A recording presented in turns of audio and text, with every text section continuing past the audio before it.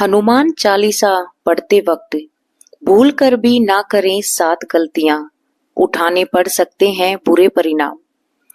भक्त बजरंग बली को प्रसन्न करने के लिए अधिकतर लोग हनुमान चालीसा का पाठ करते हैं। विशेषकर मंगलवार के दिन हनुमान चालीसा का पाठ करने से मनचाहा फल प्राप्त होता है। हनुमान चालीसा के लिए किसी खास नियम की आवश्यकता नहीं होती, लेकिन कुछ छोटी छोटी बातें ध्यान रखना बहुत जरूरी होता है। हिंदू धर्म के अनुसार हनुमान की पूजा से शुभ फलों की प्राप्ति होती है। ऐसा माना जाता है कि उनकी पूजा से लोगों की समस्त मनोकामनाएं पूर्ण होती हैं और शुभ फलों की प्राप्ति होती है। इसी वजह से उनके भक्तजन उन्हें प्रसन्न करने हेतु कई विशेष उपाय आजमाते हैं। ऐसी मान्यता है कि जो भी भगवान हनुमान की पूजा करता है वह समृद्धि, धन और सकारात्मक ऊर्जा से भरपूर हो जाता है। ऐसी मान्यता है कि चालीसा के नियमित पाठ से भगवान प्रसन्न होते हैं और समस्त कष्टों से मुक्ति दिलाते हैं। हनुमान चालीसा में लगभग 40 चौपाइयां शामिल होती हैं। ऐसी मान्यता है कि यदि कोई व्यक्ति हनुमान चालीसा का पाठ करते समय सभी नियमों का पालन नहीं करता तो उसे पूजा का पूर्ण फल नहीं मिल पाता। तो आइए हम आज यही जानेंगे कि हनुमान चालीसा का पाठ करते वक्त कौन सी गलतियों से बचना चाहिए। लेकिन उससे पहले आप भी चाहते हैं कि बजरंग बली का आशीर्वाद आप पर हमेशा बना रहे, श्री राम का आशीर्वाद आप पर हमेशा बना रहे, तो इस वीडियो को लाइक जरूर कीजिएगा और चैनल को सब्सक्राइब कीजिएगा और कमेंट बॉक्स में राम राम, राधे राम या फिर बजरंग बली जरूर लिखिएगा। नंबर 1, किसी बीच की चौपाई से पाठ शुरू करना। ज्योतिषी मान्यताओं के अनुसार जब भी कोई व्यक्ति सही तरीके से हनुमान चालीसा का जाप करता है तो उसे बहुत लाभ होता है। वहीं आपको कभी भी चालीसा का पाठ बीच की किसी चौपाई से शुरू नहीं करना चाहिए। यदि आप हनुमान चालीसा पढ़ने जा रहे हो तो इसे एक साथ पूरा क्रमबद्ध तरीके से पढ़कर ही उस स्थान से उठना चाहिए। कभी भी बीच की किसी चौपाई से पाठ शुरू नहीं करना चाहिए और अगर आप कर रहे हैं तो उसे सच्चे मन से करना चाहिए, अन्यथा पाठ करने का कोई फल प्राप्त नहीं होता। दूसरा है कि साफ तन और मन से पाठ करना चाहिए। ऐसा माना जाता है कि यदि आपके घर में हनुमान चालीसा का पाठ करते हैं तो हमेशा शुद्ध तन और मन से मंदिर में दीपक जलाकर हनुमान जी का ध्यान करते हुए पाठ करना चाहिए। तीसरा, तामसिक भोजन और मदिरा का सेवन। यदि आप हनुमान चालीसा का पाठ करते हैं तो सुनिश्चित करें कि आपको भूल कर भी तामसिक भोजन या मदिरा का सेवन नहीं करना चाहिए, यानी मांस मछली नहीं खानी चाहिए। ऐसा करने से हनुमान जी के क्रोध के पात्र बन जाते हो और हनुमान जी बाल ब्रह्मचारी हैं और हमेशा मांसाहारी चीजों और शराब के सेवन से दूर रहना चाहिए, नहीं तो आपको पूजा का फल प्राप्त नहीं होगा। नंबर 4 है किसी से व्यर्थ का झगड़ा करना। यदि आप हनुमान चालीसा का पाठ करते हैं तो ध्यान रखें कि आपको भूलकर भी किसी निर्बल को सताना नहीं है और ना ही किसी से व्यर्थ में झगड़ा करना है। यदि आप भी हनुमान चालीसा का पाठ करते हैं तो ध्यान रखें कि आपको किसी का भी अपमान नहीं करना चाहिए और ना ही किसी के लिए अपशब्दों का प्रयोग करना चाहिए। अगर आप हनुमान चालीसा का पाठ करते हैं तो आपको गरीबों को ही नहीं सताना चाहिए, बल्कि गरीबों की सहायता करनी चाहिए, जैसा भी आप पर बन सके। वैसा। नंबर 5, जीवन साथी को छोड़कर किसी अन्य रिश्ते में बंधना। यदि आप विवाहिता हैं और आप हनुमान चालीसा का पाठ करते हैं, तो आपको जीवन साथी के अलावा किसी और से रिश्ते जोड़ने की बात नहीं सोचनी चाहिए। ऐसा करने वालों को कभी भी हनुमान चालीसा के शुभ फल प्राप्त नहीं मिलते।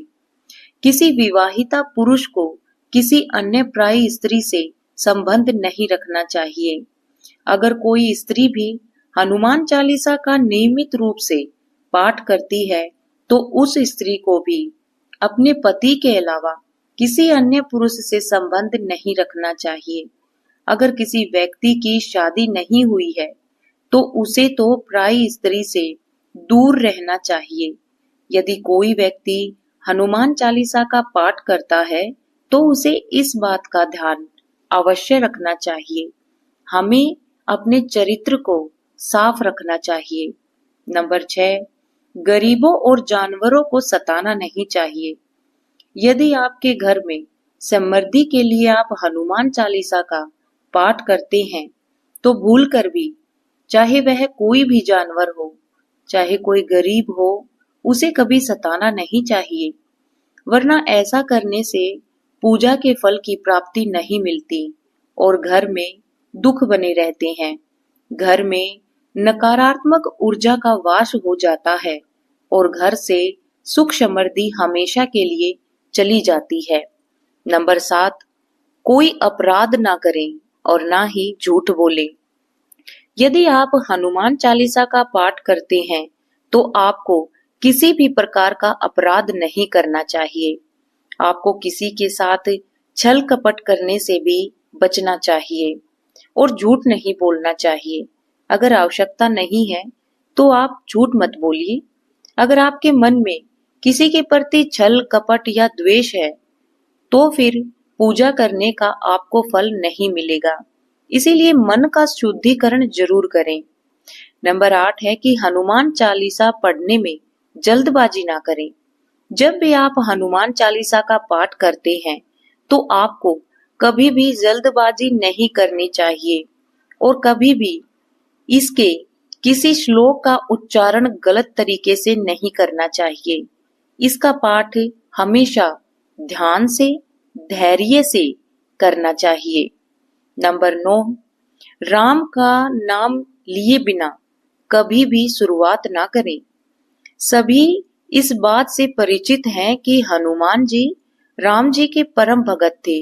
इसीलिए भगवान राम का नाम लिए बिना हनुमान चालीसा की शुरुआत ना करें, वरना आपको इसके फल की प्राप्ति नहीं होगी। जय श्री राम करने के बाद ही हनुमान चालीसा का पाठ करना चाहिए। नंबर 10, तन और मन को साफ रखें। हनुमान जी और उनके इष्ट श्री राम चित्र में स्थापना करें और उसके बाद समक्ष जल भरा पात्र रखें। कम से कम 3 बार से लेकर 108 बार तक चालीसा का पाठ करें। घर में हनुमान चालीसा का पाठ करते समय तन और मन दोनों साफ होना बेहद जरूरी है। नंबर 11, मन में न लाएं अनुचित ख्याल। हनुमान चालीसा का पाठ करते समय मन में किसी प्रकार के अनुचित ख्याल नहीं आने चाहिए। प्रयास करें कि चालीसा के पाठ करते समय रोज एक ही हो। विशेष दिशा में यात्रा तथा सोते समय भी चालीसा का पाठ कर सकते हैं। नंबर 12, मंगलवार और शनिवार को हनुमान के दर्शन। हनुमान चालीसा का पाठ करने वालों को मंगलवार और शनिवार को हनुमान मंदिर में जाकर हनुमान जी के दर्शन जरूर करने चाहिए। यदि मंगलवार और शनिवार को हनुमान मंदिर में जाकर उनके सामने घी का दीपक जलाने से और हनुमान चालीसा का पाठ वहीं बैठकर करने से बड़े कष्ट भी दूर हो जाते हैं और आपकी हर मनोकामना पूर्ण हो जाती है। नंबर 13, कभी भी गलत संगत वाले लोगों के साथ में ना रहें। यदि आप हनुमान चालीसा का पाठ पढ़ते हैं, तो फिर भी गलत लोगों की संगत में बैठते हैं, उनका साथ, उनके गलत कामों में साथ देते हैं, तो आपका पतन निश्चित है। इसीलिए ऐसे लोगों से अपनाए हुए हैं।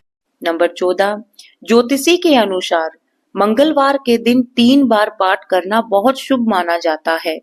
जब भी आप पाठ करें तो सबसे पहले एक पात्र में जल भर कर रखें।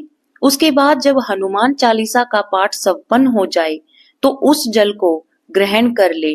इसके बाद आपको लाभ तो मिलेगा ही, साथ में ही हनुमान जी भी जमकर आप पर कृपा बरसाएंगे।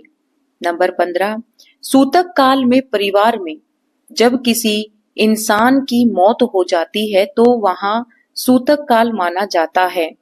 जब तक यह सूतक काल रहता है तब तक हमें हनुमान सहित किसी भी अन्य देवी देवता की पूजा नहीं करनी चाहिए। इस दौरान हमें मंदिर में भी प्रवेश नहीं करना चाहिए। तो ये थी हमारी वीडियो कि हनुमान चालीसा पढ़ते वक्त किन बातों का ख्याल रखना चाहिए। तो इन बातों का अगर आप ख्याल रखेंगे तो हनुमान जी आपकी जरूर सुनेंगे।